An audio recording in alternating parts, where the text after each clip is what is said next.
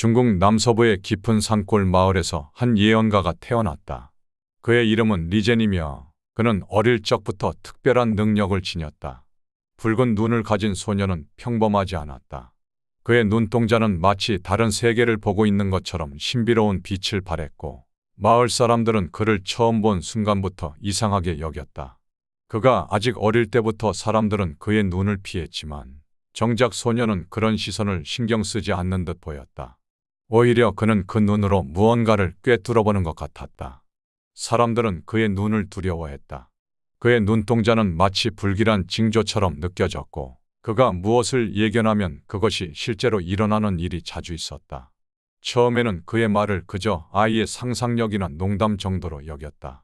하지만 시간이 지날수록 그의 예언이 현실로 일치하는 빈도가 늘어났다.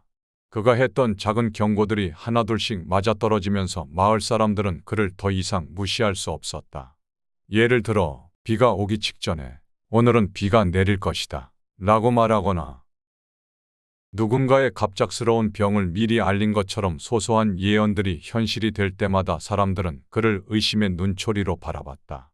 그러나 그가 나이를 먹어가며 예언의 규모도 점점 커졌다.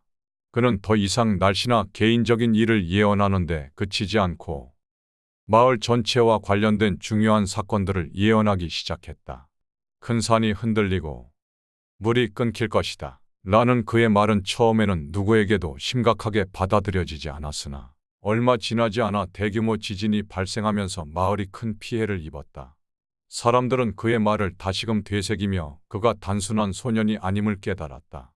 그를 두려워하는 마음이 커졌고 동시에 그의 말에 귀를 기울이기 시작했다.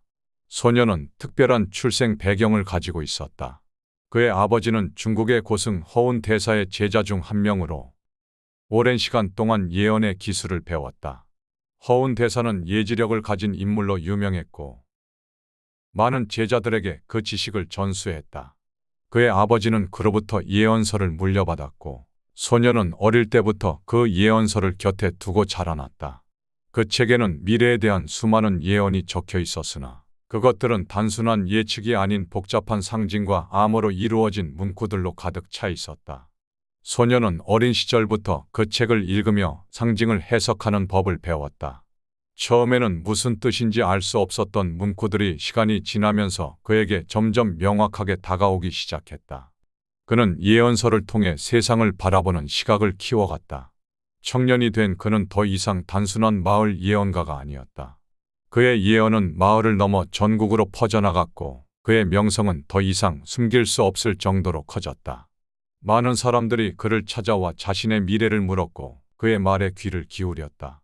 그가 말하는 모든 것은 큰 영향을 미쳤고 그의 예언은 그저 가능성 있는 말이 아닌 반드시 실현될 것처럼 받아들여졌다.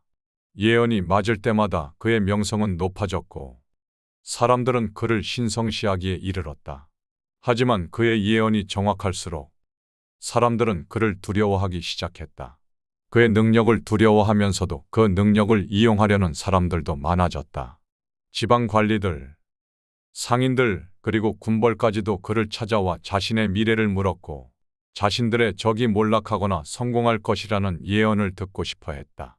그들은 그의 예언을 자신들의 이익을 위해 이용하려고 했다. 하지만 붉은 눈을 가진 예언가는 결코 개인적인 이익을 위한 예언을 하지 않았다. 그는 언제나 더 큰 흐름을 보고 있었고 개인의 사리사욕을 채우기 위해 자신의 예언을 남용하지 않았다. 사람들은 그의 고집에 불만을 품기 시작했다. 그의 예언이 개인적인 목적에 맞지 않자 그들은 그를 협박하기 시작했고 심지어는 그를 감금하려는 시도까지 있었다. 하지만 그는 그 어떤 위협에도 굴복하지 않았다. 그는 그들에게 말하기를 운명은 내가 결정하는 것이 아니다.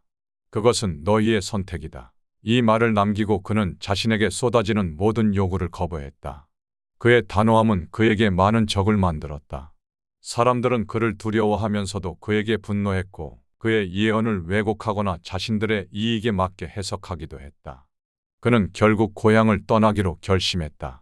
더 이상 사람들의 욕망과 탐욕 속에서 살고 싶지 않았다. 그는 자신의 붉은 눈동자를 가리기 위해 긴 머리와 낡은 모자를 썼다. 그는 예언가로서의 삶을 포기하고 이름 없는 떠돌이가 되어 도시로 내려갔다. 도시는 그를 알아보는 사람들로 가득 차 있지 않았지만 그의 붉은 눈은 여전히 사람들의 시선을 사로잡았다. 사람들은 그의 눈을 보고 두려워하거나 경멸했지만 그가 누구인지 알지 못했다. 그의 붉은 눈은 여전히 진실을 꿰뚫어보는 힘을 가지고 있었지만 그는 더 이상 그 힘을 사용하지 않기로 결심했다. 그는 사람들에게서 멀리 떨어져 구걸하며 하루하루를 살아갔다. 결국 그는 한겨울 추위 속에서 굶어 죽었다. 그의 죽음은 누구에게도 주목받지 못했다. 그의 존재는 세상에서 잊혀지는 듯했다. 하지만 그가 남긴 예언서는 여전히 남아 있었다. 시간이 흐르면서 그의 예언은 다시 사람들 사이에서 회자되기 시작했다. 특히 2003년 중국 남부에서 발생한 치명적인 호흡기 질환이 그의 예언과 맞아떨어지면서 사람들은 그를 다시 떠올리기 시작했다. 그의 예언서에는 세 번째 태양이 떠오를 때 남쪽에 바람이 전염병을 몰고 오리라 라는 문구가 적혀 있었다. 이 예언은 음력 3월을 의미하는 것으로 해석되었고 실제로 그 시기에 중국 남부에서 SARS가 발생했다. 그의 예언이 정확히 맞아떨어지자 사람들은 그의 예언서를 다시 주목했다. 2008년 또 다른 예언이 실현되었다.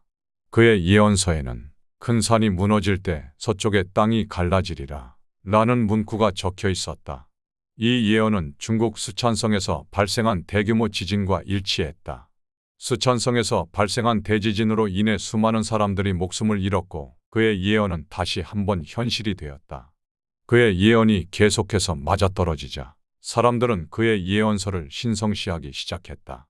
그러나 그의 가장 충격적인 예언은 2026년에 대한 것이었다. 그는 중국이 5에서 6개의 독립된 지역으로 분열될 것이라고 예언했다.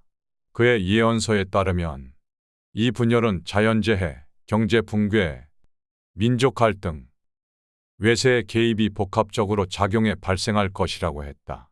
그는 각 지역이 어떻게 분리될 것이며 그 과정에서 어떤 일이 벌어질지에 대해 매우 상세히 설명했다. 북서부 지역에서는 독립을 시도할 것이고 남부의 경제 도시들은 중앙 정부로부터 자치를 요구하며 벗어나려 할 것이라는 내용이었다. 서부 산악 지역에서는 저항이 일어나고 동부 지역에서는 경제적 위기로 인해 혼란이 발생할 것이라는 예언도 남겼다. 2024년 현재 그의 예언은 아직 실현되지 않았다. 그러나 그의 예언이 여러 차례 적중했다는 사실을 알고 있는 사람들은 2026년을 두려워하고 있다.